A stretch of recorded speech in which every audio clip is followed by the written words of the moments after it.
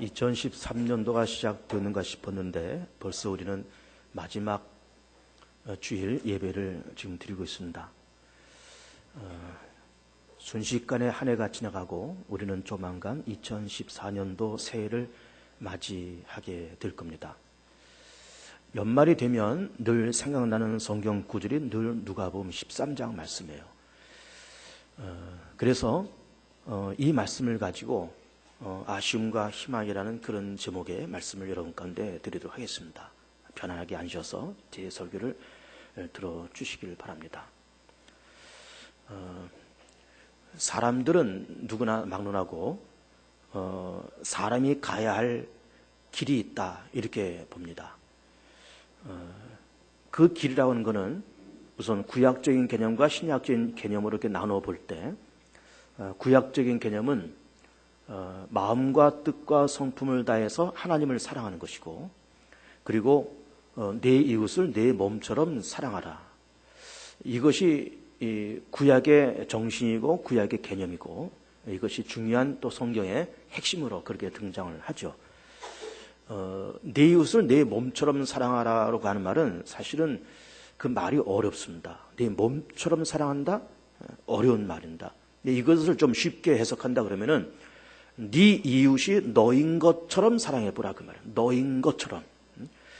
헐벗고 가난한 사람이 있으면 그것이 너인 것처럼. 너인 것처럼. 어려운 처지는 사람이 있느냐? 그것이 너인 것처럼.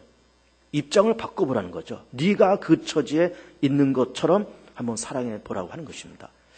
이것이 구약의 개념이고, 그리고 이것이 신약에 넘어와서 역시 하나님을 마음과 뜻과 성품을 다해서 사랑하고, 그리고 우리가 다 허물과 죄로 죽을 수밖에 없는 인생들이기 때문에 예수님의 십자가를 의지하고 예수님을 우리가 생명의 주님으로 믿고 영접하면서 죄사함 받고, 그리고 하나님을 또 섬기는 이런 개념이 또 신약의 개념이다 이렇게 볼 수 있고, 더불어서 역시 내 이웃을 내 몸처럼 사랑하는 이것이 우리 사람이 살아갈 그런 길이다 이렇게 볼 수가 있는 거죠.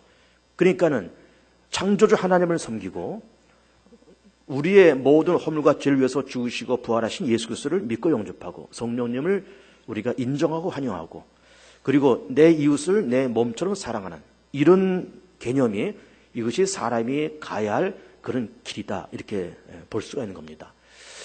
저는 개인적으로 기독교를 종교의 종교 가운데 하나로 이렇게 평가하는 것에는 동의하고 싶지가 않습니다. 기독교는 사실은 엄밀히 말하면 종교가 아닌 거예요. 왜 그러냐? 사람이 마땅히 가야 할 길을 가는 것이지 우리가 종교를 가지면서 이렇게 사는 것은 아닌 거예요. 마땅히 가야 할 길. 예를 들면 부모가 자녀를 사랑한다. 마땅히 그렇게 해야 되는 것 아닙니까? 또 자녀가 부모를 섬기고 공경하고 효도를 다한다. 그건 인간이 마땅히 가야 할 길인 거예요. 그러면 가정에서 그런 부모와 자식 간의 사랑과 공경이 있다 그럴 때 우리는 그런 현장을 바라보면서 이 가정 참 종교생활 잘하네 그렇게 말하진 않잖아요. 근데 이것이 마땅한 길이기 때문에 참 아름다운 가정이다 이렇게 말을 하는 겁니다. 우리도 하나님을 섬기고 내 이웃을 내 몸처럼 사랑하면서 예수 그리스도를 내가 생명의 주님으로 믿고 영접하는 것은 이건 사람이 마땅히 그렇게 가야 할 길인 거예요. 하나님이 살아계시니까, 그 하나님의 말씀으로 세상을 창조하셨으니까, 우리는 그의 피조물이니까, 피조물인 우리 인간이 창조주 하나님을 섬긴다? 마땅한 것이죠. 예수께서 날 위해서 십자가로 죽으셨으니 그 예수님의 십자가 공로로 말미암아서 우리가 죄사함 받고 하나님께로 간다? 마땅히 가야 할 길인 거죠. 오늘 우리는 주일이 되어서 2013년도 마지막 주일이 되어서 교회에 와서 지금 예배를 드리고 있습니다. 종교 활동을 지금 하고 있는 것일까요? 그렇지가 않은 거예요. 우리는 마땅히 해야 될 우리의 사명과 의무를 다하고 있는 거예요. 이 날은 하나님의 거룩한 날이니까. 주일날 우리가 교회에 가서 예배 드리는 것, 이거는 마땅히 성도의 마땅한 그런 책임이요, 의무요, 또 우리의 어떤 사명이고 자발적인 우리의 헌신인 거죠. 하나님의 은혜 가운데 내가 여태까지 살아왔는데 모든 것이 다 감사하고 하나님의 계시니까 내가 존재하고 예수님의 십자가가 있으니까 내가 존재한다. 그래서 이 날이 거룩한 날이다 라고 생각하고 믿으면서 교회에 와서 예배를 드리는 것, 이거는 사람이 마땅히 가야 할 길을 가는 거예요. 마땅히 가야 할 길을 간다 그 말이에요. 이처럼 사람은 마땅히 가야 할 길이 다 있는 겁니다. 부모가 자식을 낳았습니다. 그러면 그 자식을 번듯하게 길러가는 것, 이거는 사람이 가야 할 길인 거예요. 자식이 부모를 보면서 부모가 연로해서 기거 동작하기가 어렵고 힘들다. 그러면 그 연로한 부모를 극진히 잘 모시고 대접하고 효도를 다한다. 이거는 사람이 마땅히 가야 할 길을 가는 겁니다. 미안한 거는 미안할 줄 알고 고마운 것은 고마울 줄 아는 것, 이건 사람이 마땅히 가야 할 길이다. 이렇게 볼 수가 있는 거예요. 그런데 오늘 2013년도 마지막 주일을 맞이하면서 누가복음 13장 말씀 이렇게 오늘 본문을 선택해서 설교 준비를 하면서 이 본문 말씀을 가만히 한번 들여다봤습니다. 이 말씀은 우리가 잘 아는 말씀이고 이 본문을 가지고 제가 한번 서너 번 설교한 적이 있는 것 같습니다. 그러나 이 말씀을 가만히 들여다보니까 이 말씀에 또 다른 의미가 있다는 것을 발견하게 됐어요. 그걸 여러분들에게 말씀 좀 드리고자 합니다. 오늘 말씀 보니까 이렇게 되어 있습니다. 어떤 사람이 포도원에다가 무화과나무를 심었다. 그래서 1년 지나고 2년 지나고 3년 지나서 열매를 좀 따볼까 하고 갔더니 없다는 거예요. 그래서 그 일하는 사람한테 이거 찍어버려라. 3년 지나도 이게 열매가 없는데 괜히 땅만 차지하고 있고 괜히 헛수고만 했다. 이거 찍어버려라 그랬더니 이 포도원지가 하는 말이 주인님 잠깐만 좀 기다려 주십시오. 3년 기다렸는데 한 해만 좀 더 기다려 주십시오. 내가 여기다가 이 구덩이를 파서 여기다가 거름을 넣고 그래서 내가 관리를 잘해서 좀 명년쯤에는 아마 열매가 잘 열릴 겁니다. 한 해만 좀 기다려 주십시오. 명년이 돼서 그때 가서도 열매가 없으면 그때 가서 찍어도 늦지 않을 테니 한 해만 더 기다려달라. 이런 얘기인 겁니다.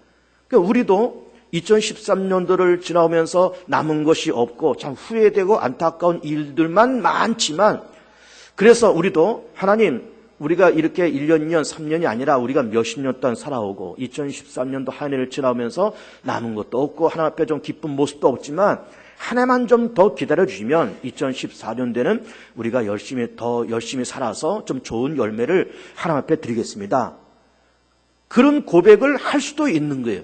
근데 그런 의미로서 이 본문 말씀을 연말에 제가 여러 번 이 본문을 가지고 설교를 하다가 이 본문 말씀을 가만히 들여다보니까 또 다른 의미가 존재를 하는 것을 발견을 해봅니다. 그것이 뭔가 하면 여러분 한번 잘 들어보세요.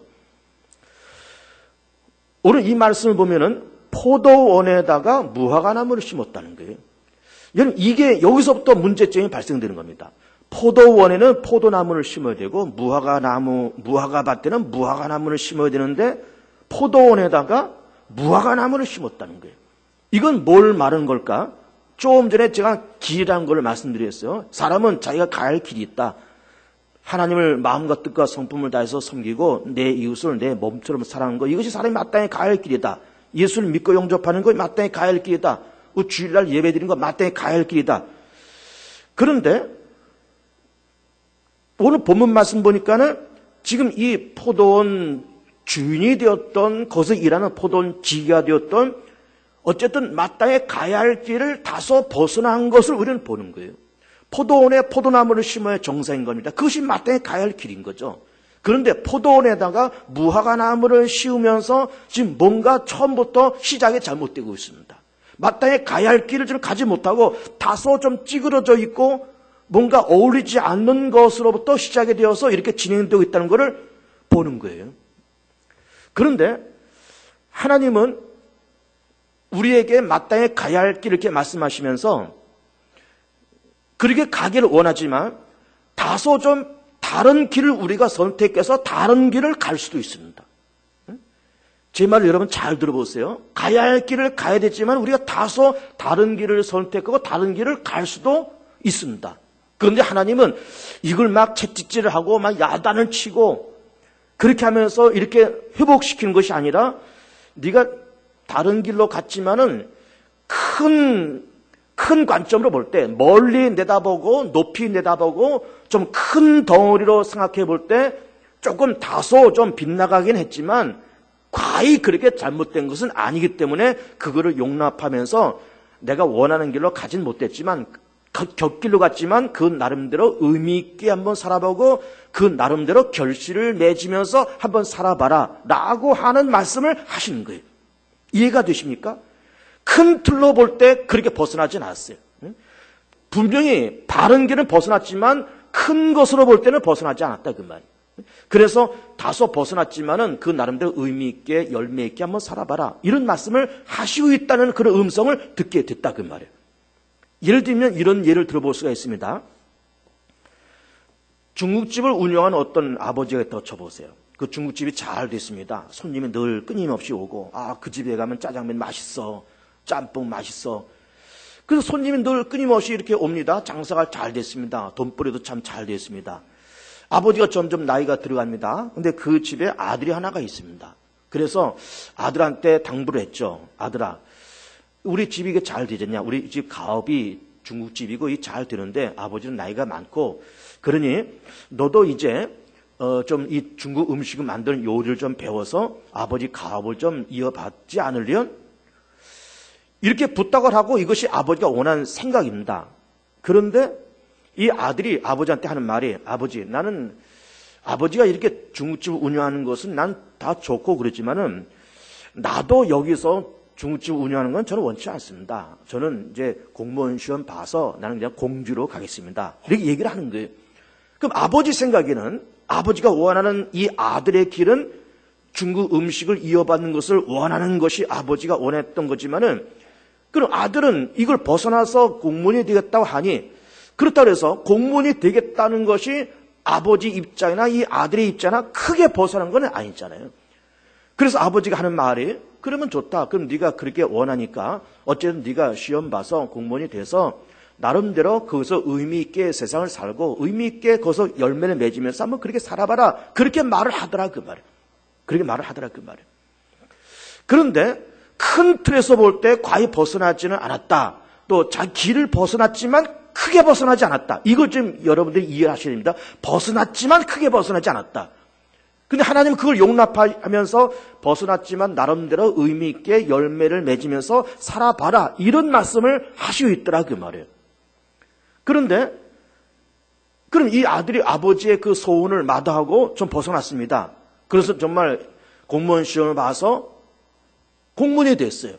그러면 공무원이 돼서 나름대로 의미 있게 결실을 맺으면서 잘 그렇게 살면은 좋은데, 이 아이가 공직을 하면서 참 안 된 얘기지만은 뭐 공금 횡령 사건도 일어나고 뭐 부정부패에 다 이렇게 합세해서 뇌물 받고 뭐 이렇게 해가지고 이게 걸려가지고 공무원에서 파면을 당했네. 그러면은 그것이야말로 아버지는 아픔이죠.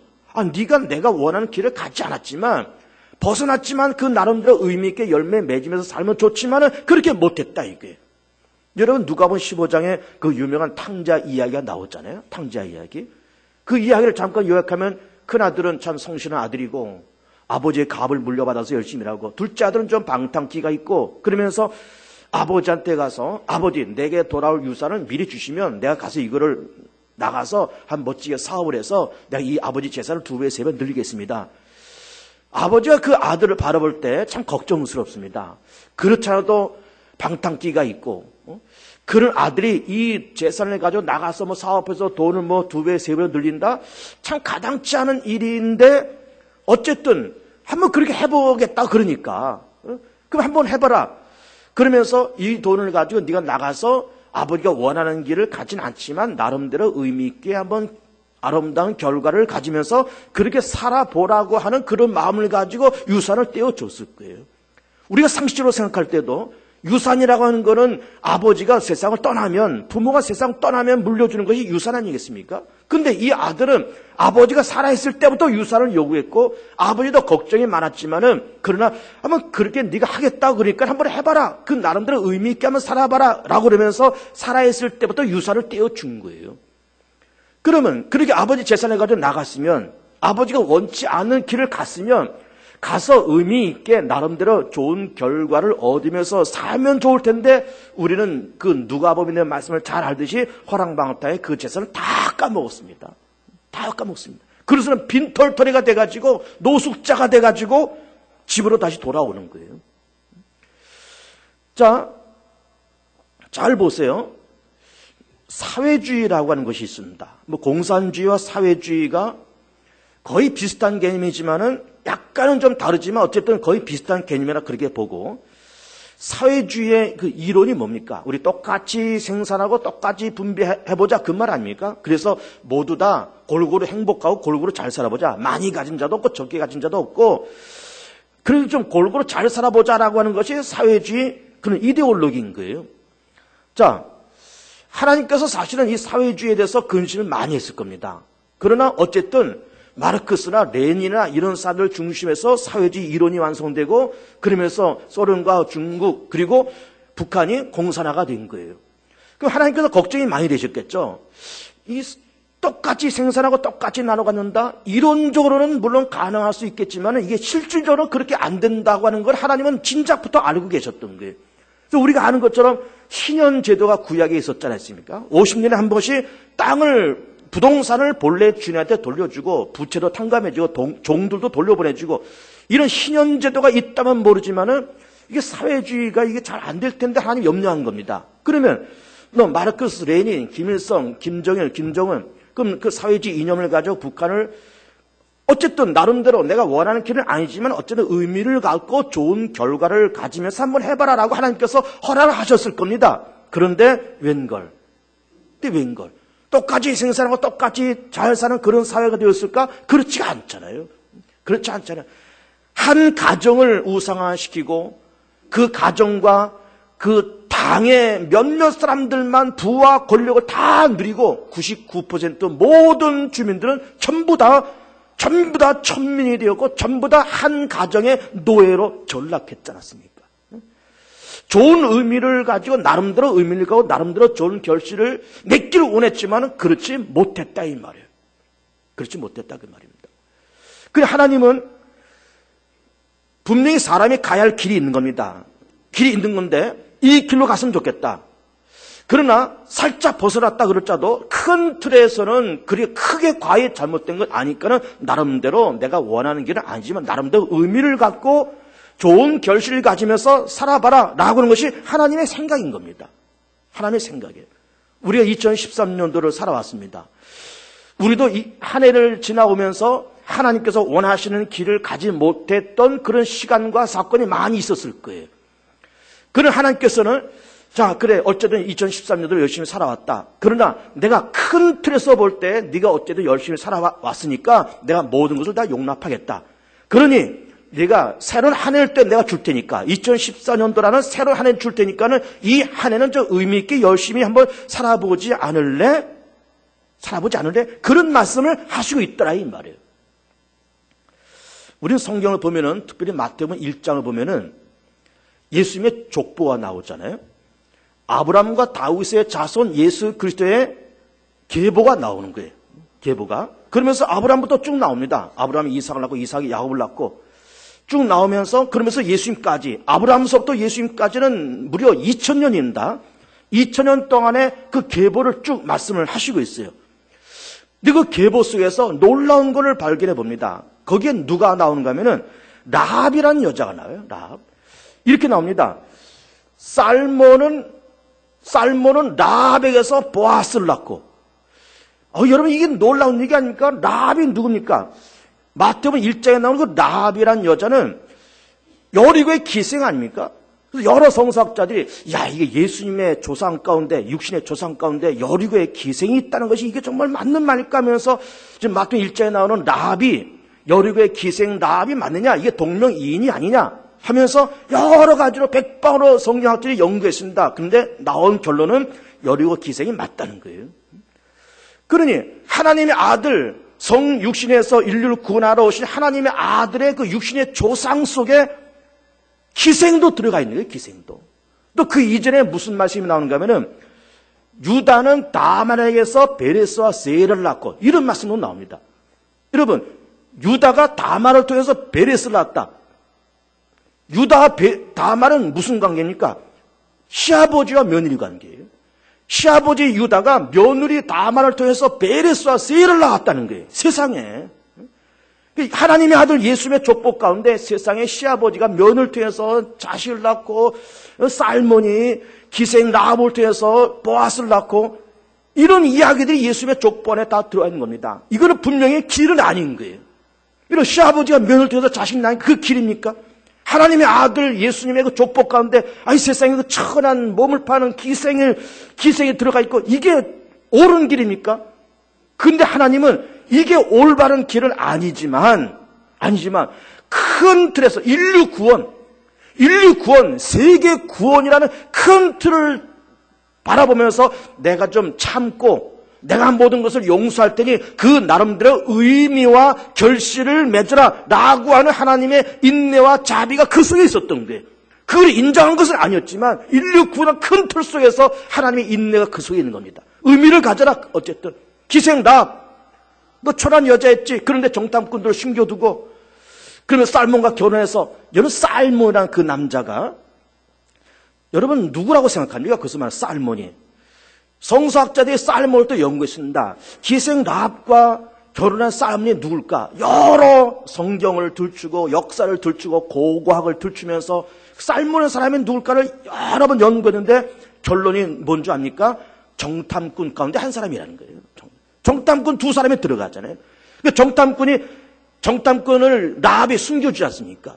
이렇게 숨겨주고 내보내면서 서로 눈이 맞은 거죠. 사랑하면서 살몬과 기생 라합이 결혼해서 보아스를 낳고, 보아스는 오벳을 낳고, 오벳은 이새를 낳고, 이새는 다윗을 낳고, 그러면서 다윗 왕가의 어머니가 되고 예수님의 족보 속에 들어오는 사람이 됐다 그 말이에요.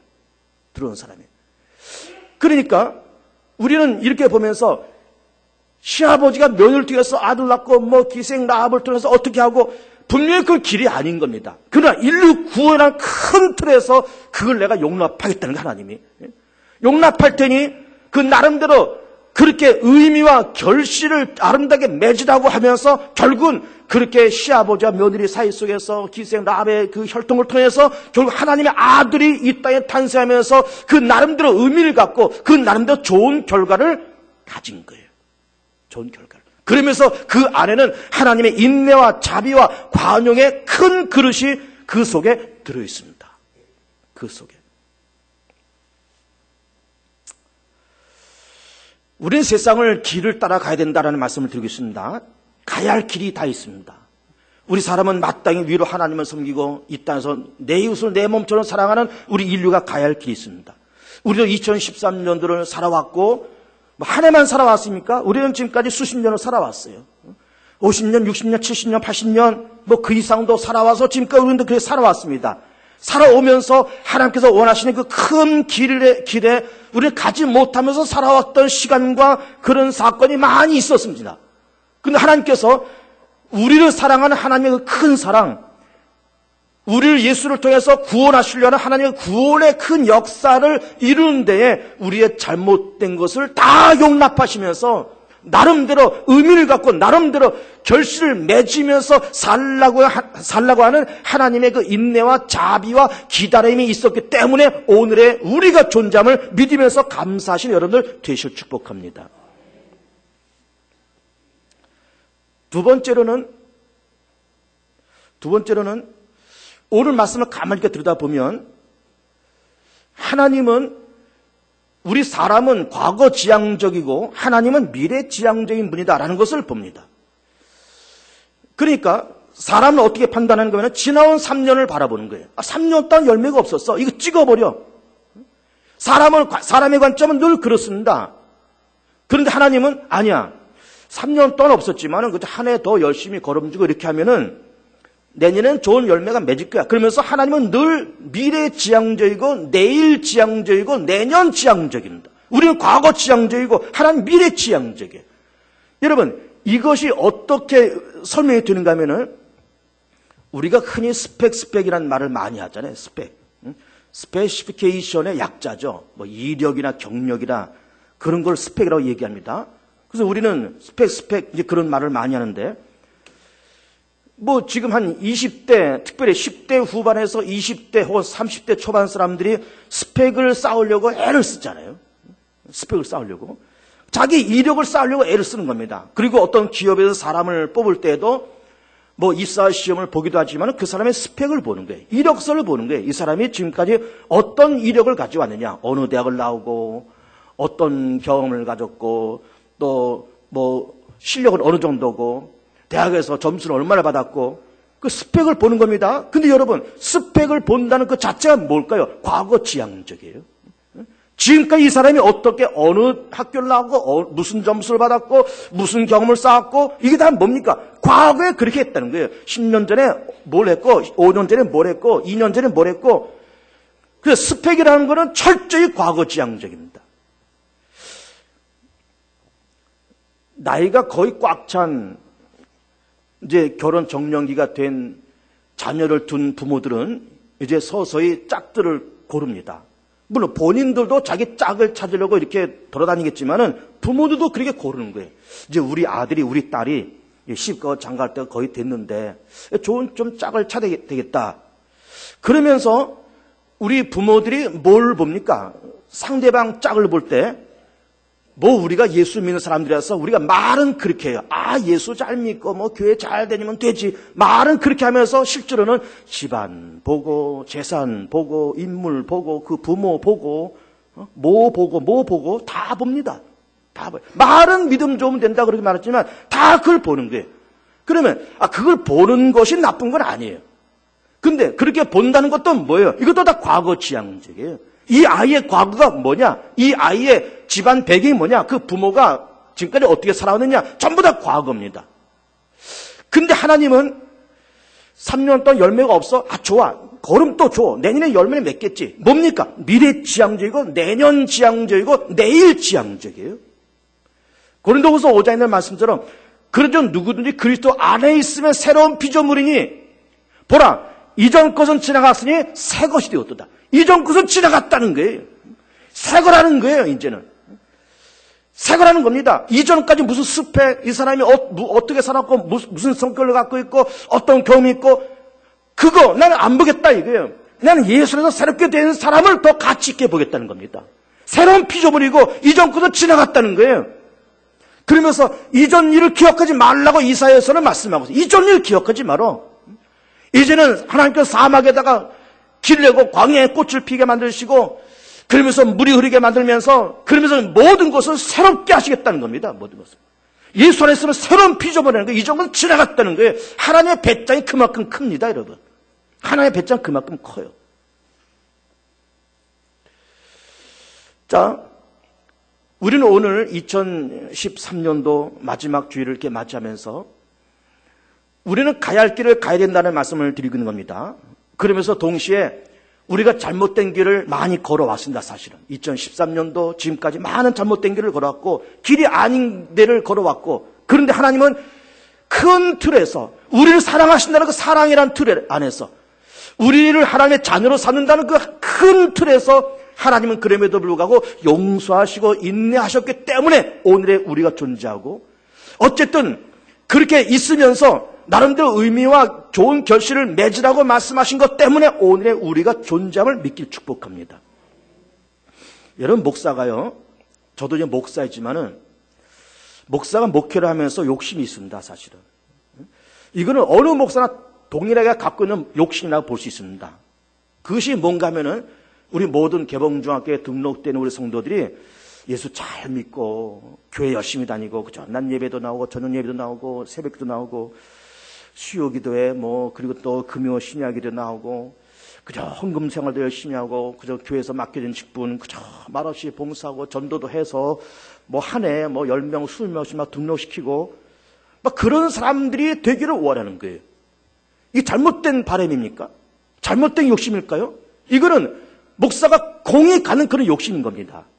그런데 그것이 믿는 사람이 가야 할 길인 거예요. 믿는 사람이 가야 할 길. 또 목사도 그런 소망을 갖는 건 이건 잘못된 소망이 아닐 줄 압니다. 저는. 그런데 이제 어느 교인들 보면 감사하게도 우리 개봉중학교 성도들은 다 신앙생활 열심히 잘하지만 개 중에 어느 성도들은 겨우 그냥 낮예배 한 번, 주일 낮예배 한 번 삐끗맞다 가는 거예요. 그냥 삐끗. 그냥 중간이나 맨 구석진 자리에 그냥 고개 푹 숙이다가 그냥 가는 거예요. 헌금 한 돈 1,000원 하고 가는지. 그러고 가겠죠. 그러면 분명히 우리 교회 등록되는 교인이에요. 등록된 교인입니다. 근데 목사의 소망은 좀 열심히 좀 교회 나오고 기도 생활도 하고, 그리고 좀 저녁 예배도 나오고 수요일도 나오고 좀 딱 그랬으면 좋겠는데, 근데 본인은 그렇게 하는 거예요.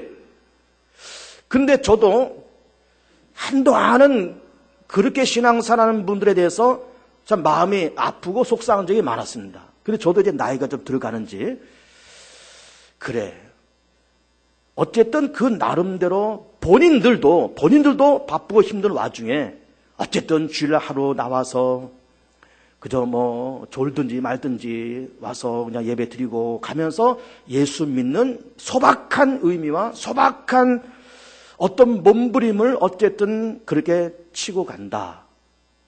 본인들이 그렇게 하고 하나님도 이렇게 굽어 살펴보시면서 내가 원하는 거는 좀 저녁에도 나오고 새벽도 나오고 기도하고 전도하고 그렇게 했으면 좋겠는데, 어쨌든 내가 다 그래도 네가 그렇게 신앙생활하는 거 어쨌든 나름대로 의미가 있고 나름대로 결실이 있다라고 나도 인정해 줄게. 나는 하나님의 음성이 있습니다, 여러분. 그렇다고 다 그렇게 하라는 말이 아니에요. 또 그거 합리화시키지 마시라고. 하나님이 그렇게 말씀하신대. 그래도 괜찮대. 그게 아니고 하나님의 관용을 이용해 잡수면 안 됩니다. 그 이용하면 안 돼요. 하나님이 정말 속상하고 목사가 볼 때도 속상하지만 저도 나이가 들어가면서 그래, 어쨌든 나름대로 의미가 있겠지. 어쨌든 나름대로 결실이 있겠지. 하나님도 굽어 살피면서 나름대로 그래 의미가 있다. 어쨌든 결실이 있다. 하나님의 그 배포가 그만큼 크다 그 말이에요. 배포가. 그런 데서 사실 의미 찾지 말고 더 큰 데서 의미 찾길 바라고, 어쨌든 나름대로 그렇게 신앙생활하면서 의미를 찾고 좋은 결실이 있길 축복합니다. 동시에 미래지향적인 그런 생활을 가집시다. 미래지향적인. 3년 동안 기다려왔지만 결실이 없지만 3년이 뭡니까 여러분? 우리가 3년 동안 세상을 살았습니까? 벌써 우리는 적어도 저만 해도 한 50여 년 살아왔습니다. 결실 아마 없는 것 같아요. 그런데 50여 년 동안 하나님께서 이 박조 목사를 기다려주시고 여러분도 다 기다려주시고 우리 개봉주한께도 40여 년 동안 기다려주시고 기다려주셨기 때문에 우리가 지금 존재하고 있고, 어쨌든 아름다운 의미와 결실을 우리가 기대하면서 내년도에는 더 좋은 열매를 맺어가는 여러분 귀한 삶 되시기를 축복합니다.